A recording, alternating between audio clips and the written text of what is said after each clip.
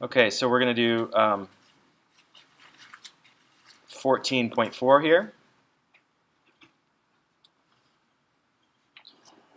So this is, so we just talked about some of the built-in functions for looking at distributions. Now we'll talk about some of these built-in functions for looking at linear relationships. And a lot of this is built on a package called stats models. So I think it should work without any imports, but if you get any errors, let me know.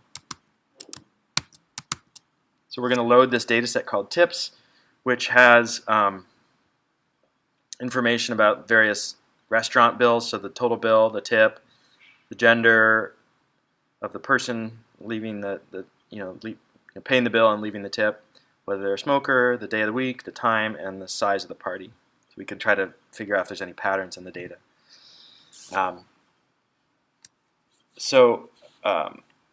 We're going to use two different functions to look at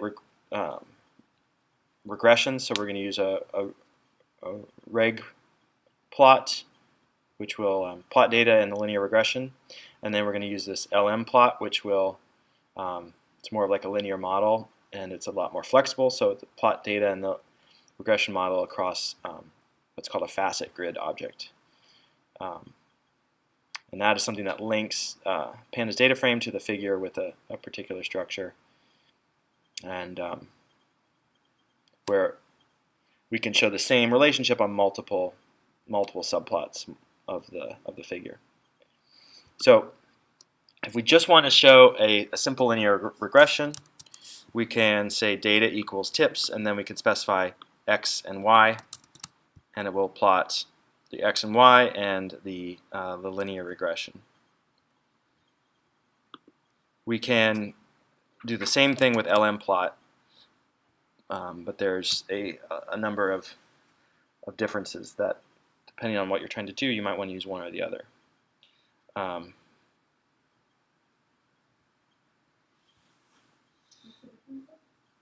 So one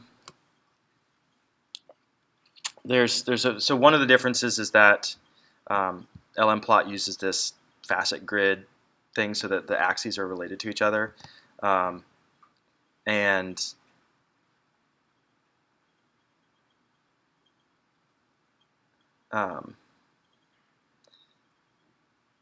the other difference is that because of that, it says here like LM plot has to take the data as the required parameter, and then the x and y variables are strings within that data frame, whereas reg plot can use any kind of arrays because it doesn't depend on the underlying structure of the data frame to give you these additional features, which LM plot does.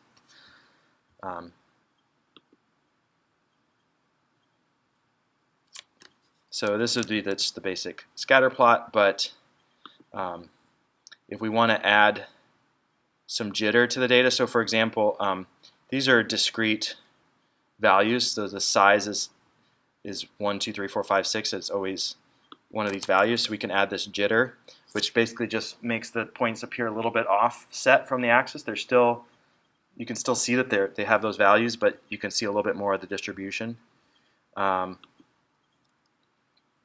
We can also use this X estimator, which will basically just show the central tendency of each one. So it's basically a box plot for each of these values, and it just gives a better sense of, the distribution of each of these size categories. So we're going to work with a different data set, and we're going to test different models that we can fit. So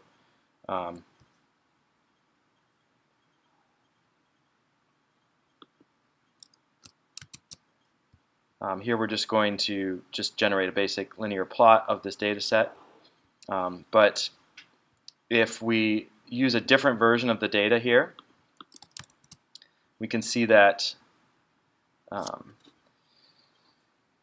fitting to this curve is not the right model, right? We don't want a linear model, so we can adjust the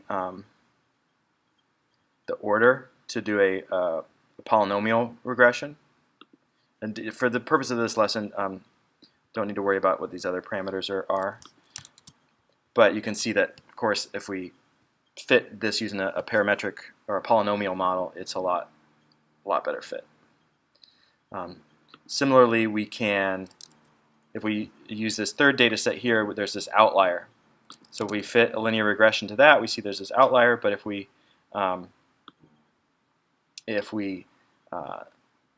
change one of the parameters, this robust to true, we can improve the fit dramatically. Down here we have, effectively we have a binary function. We have as a function of the total bill whether it was a big tip or not. It's just a true-false. So a standard linear regression might not be great, so we might rather have a logistic regression which handles better this binary pattern. Still is not a great fit, but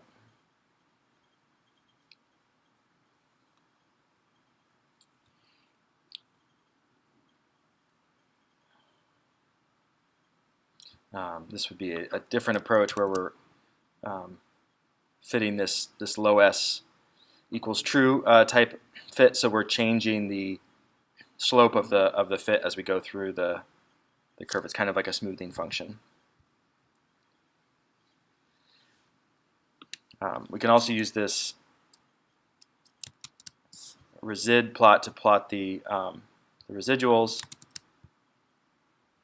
and to see if, in this case, the linear regression is not a great fit. So here gets to one of the difference between reg plot and LM plot matters. So if we have this question of how does the relationship between these two variables change as a function of a third variable. So if we just look at the data of tip versus total bill, we see all the we see the scatter plot and it has this slope. But if we can then provide a third option, and this comes across in a lot of different Seaborn functions where you have x, which is your x category, y your y category, and then a hue. What the hue is it basically splits up the data and plots them separately. So we have we're still plotting these two categories against each other, but we're dividing the data into smokers and non-smokers. And you can see that there's a different slope to this line depending on which of these we're considering. So this is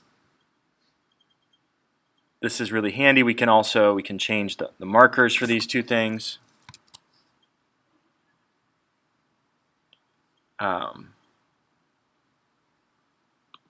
And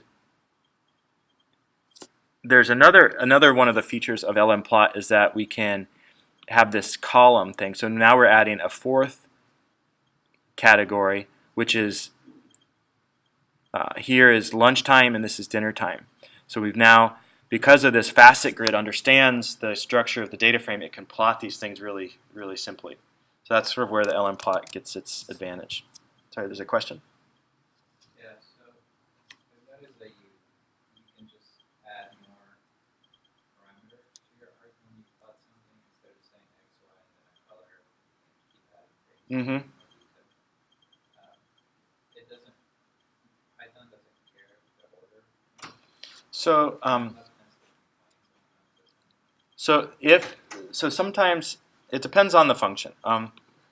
Some of the functions have the first 2 or 3 arguments have to be certain x, y color, for example, and then after that you can just say parameter equals, but you can also specify.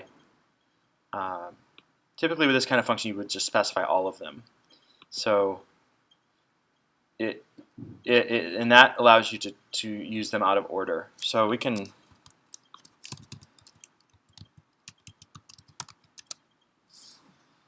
Yeah. So here you can see it says signature. This is just sort of like the syntax of this function. So lmplot x, y, data. So these are, let's see if it gives us an example down here.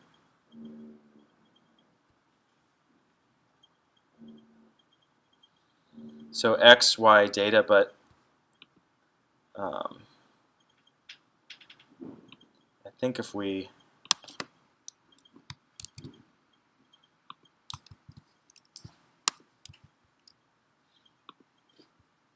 so let's see that, make sure that works. Okay, so that works. We just change the order. If we delete the names of these things, it still works. So that the default is to have x, y data in that order. But if we say what it is, x equals this string, y equals this string, etc., we can put them in any order we want to. And that holds true for other functions as well. So there's a default order that is inferred, but you have at least these many things that have to be required. But if you want to provide the actual name of it, then you can put them in any order you want. So yeah, good question. So we can even add an additional thing. So now we have an additional category. So now we have the X category, the Y category. The hue is if they're a smoker or not. The column is time, so lunch or dinner, and the row is sex or gender. So now we've got a ton of different ways of slicing up the data to see patterns. So looks like non-smokers they tip better with bigger bills only if they're males at dinner time, for example.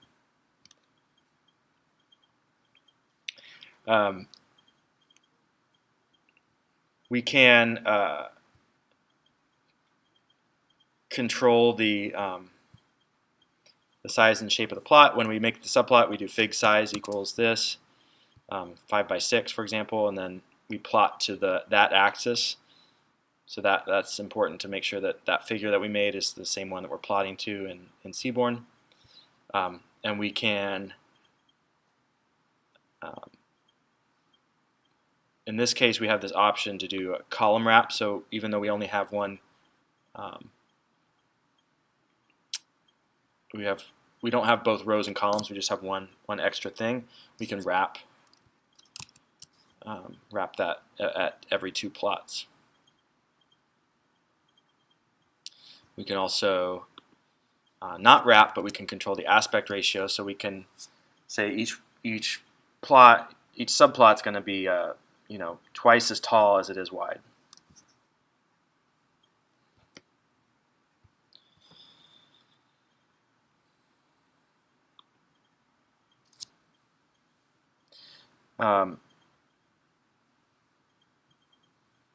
So we can also show regressions, for example, in a joint plot. So by using this kind option,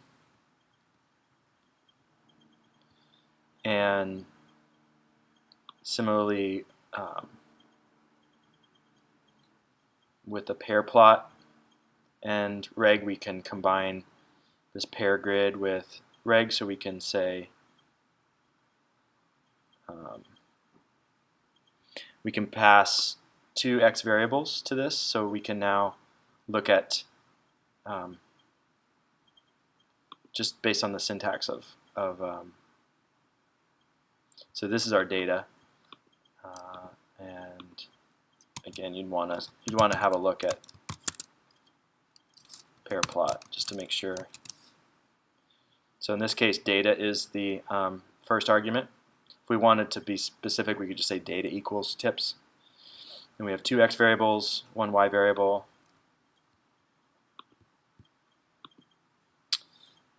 certain aspect ratio, certain size, and then adding these regressions. There's all these extra parameters we can add.